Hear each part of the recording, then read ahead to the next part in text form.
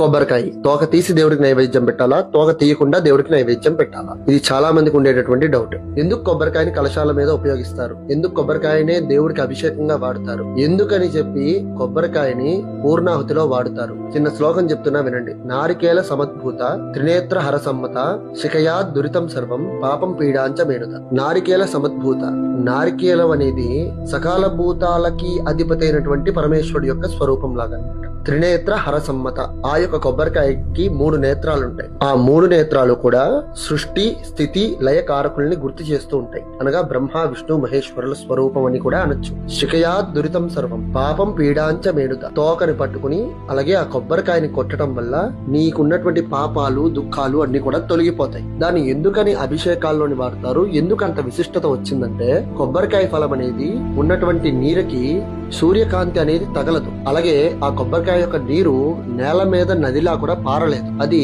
దానంతటా అది సృష్టించుకోవడం వల్ల ఆ యొక్క కొబ్బరి నీటికి అంత విశిష్టత అనేది వచ్చింది. హోమంలో పూర్ణాహుతిగా వేస్తారు. ఎందుకు వేస్తారు అంటే, ఆ కొబ్బరికాయ వేయటం వల్ల ఆ హోమం చేసుకున్నటువంటి పూర్తి ఫలితం మనకి రావడానికి ఆ పూర్ణాహుతిలో ఆ యొక్క కొబ్బరికాయని వేస్తారు. ఈ కొబ్బరికాయ యొక్క శిఖ తీసి కొట్టాలా, శిఖ తీయకుండా కొట్టాలా అని చాలా మందికి డౌట్ ఉంటుంది. భగవంతుడికి కొబ్బరికాయ కొట్టేటప్పుడు నువ్వు ఏ రకంగా అయితే కొడతావో అంటే ఆ శిఖతోని అలాగే కొట్టాలి. కొట్టిన తర్వాత కొబ్బరికాయకి తోక ఉండి పెట్టడం వల్ల అది నైవేద్యంగా మారుతుంది. ఎప్పుడైతే నువ్వు తోక తీస్తావో అది బలిగా మారుతుంది. అది భగవంతుడికి నైవేద్యంగా పనికిరాదు.